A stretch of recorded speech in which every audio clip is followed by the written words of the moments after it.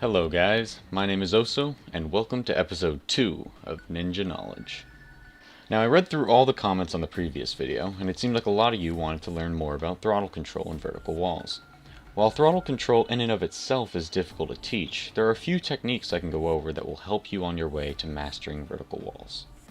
To touch on some of these techniques, today we are going to be talking about slope to verticals, also known as banked walls. In many cases, when you encounter a vertical wall in a ninja track, there will be some sort of slope leading into it. Knowing how to properly approach different forms of these transitions will allow you to more easily overcome these obstacles. Let's start by talking about a slope that has a small angle difference with the vertical wall that it precedes. The first thing you may notice is that you cannot simply ride at a constant speed and lean through the angle consistently. This is because doing so will cause your front wheel to exert too much force on the vertical wall, causing an equal and opposite reaction soon after, where your suspension will kick in and force your front wheel back off the wall. There are a couple ways to avoid this problem. Let's first talk about approaching this angle keeping our lean constant but changing our throttle. I approach the wall at a gentle speed, but accelerate sharply before my front wheel touches the wall. This causes my front wheel to lift off the slope, allowing me to more smoothly transition to the vertical face. When my back wheel is about to come into contact with the vertical, I let off the throttle and gently make my way up the wall, slowly throttling less and less as I slow down to avoid tipping over backwards. Another way to do this is to keep our throttle constant but change how much we are leaning as we pass through the angle in the wall. I approach the wall as I did with the first technique, but instead of accelerating sharply, I bring my left stick back to its central position for a brief moment. The absence of a clockwise force will allow the rider to lean back slightly, lifting the front wheel off the wall and allowing me to proceed smoothly into the vertical.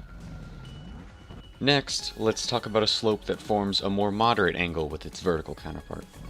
As the angle difference increases, it will become more and more difficult to perform a constant lean changing throttle transition, because it will be more and more difficult to exert very little force on the wall while doing so. Instead, we're going to use a combination of the two techniques we learned earlier. Notice how I both sharply accelerate and bring my left stick to a neutral position as I approach the wall, along with a brief throttle drop off and then reinitiation of throttle and lean for the climb itself. Finally, let's talk about approaching a slope to vertical in which the angle difference is relatively large. In these cases, keeping the rider's body in a forward position throughout the transition is pretty much out of the question.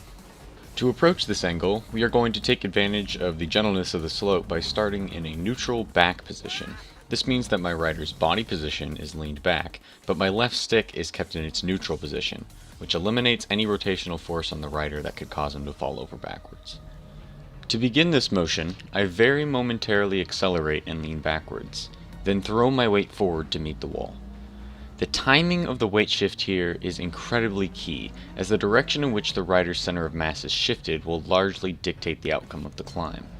If I shift my weight forward too early, my center of mass will shift diagonally, causing me to exert too much force on the wall. If I shift forward too late, my center of mass will carry me at a different diagonal away from the wall, and I'll fall over backwards. We want to shift our weight in a direction that is as close to vertical as we can manage. Let's just take another look at that move in slow motion. I briefly lean back and accelerate, then let the throttle off and throw my weight upwards, before reinitiating throttle for the climb. A more advanced version of this technique is used for much larger angle differences, but I'm not going to fully break down this today, as I have not properly talked about switches themselves. That's it for today. Thank you guys for watching. Make sure to subscribe to the University of Trials if you haven't already for more ninja knowledge and other awesome Trials content. Make sure to leave a comment telling me what you want me to cover in the next video or asking me about anything I covered in this one. Other than that, I hope you guys enjoyed, and I'll see you next time on another episode of Ninja Knowledge.